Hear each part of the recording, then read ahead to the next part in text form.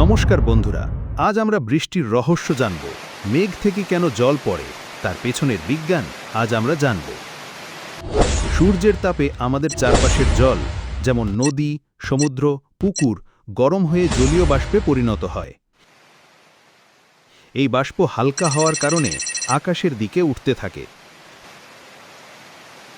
জলীয় বাষ্প উপরে উঠে মেঘে পরিণত হচ্ছে। উপরে ঠান্ডা হওয়ার কারণে এই জলীয় বাষ্প ছোট ছোট জলকণায় পরিণত হয়। এই জলকণাগুলো একসঙ্গে মিশে মেঘ তৈরি করে এবং একসময় বড় ফোঁটায় পরিণত হয়। যখন এই ফোঁটাগুলো যথেষ্ট ভারী হয়ে যায়, তখন আর মেঘে ভেসে থাকতে না পেরে বৃষ্টিরূপে মাটিতে ঝরে পড়ে। বৃষ্টির জল আমাদের কি কি উপকার করে? বৃষ্টি আমাদের পরিবেশের জন্য খুবই জরুরি। এটা আমাদের মাটি, গাছপালা এবং নদীর জল ভরতে সাহায্য করে। বৃষ্টির কারণেই আমরা বিশুদ্ধ জল পাই। তবে অতিরিক্ত বৃষ্টি কারণ কখনো খারাপও হয়ে ওঠে।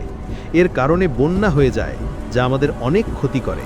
তাই বৃষ্টি আমাদের জন্য আশীর্বাদ এবং অভিশাপ দুটোই হয়ে যায়। আজকের ভিডিওতে আমরা বৃষ্টির পেছনের রহস্য জানলাম। আশা করি আপনাদের ভালো লেগেছে। প্রকৃতির এমন আরও রহস্যময় ও তথ্যপূর্ণ ভিডিও দেখতে আমাদের মুভি জগৎ বাংলা চ্যানেলটিকে সাবস্ক্রাইব করে রাখুন। লাইক, কমেন্ট আর শেয়ার করতে ভুলবেন না যেন। দেখা হবে পরের ভিডিওতে। ধন্যবাদ।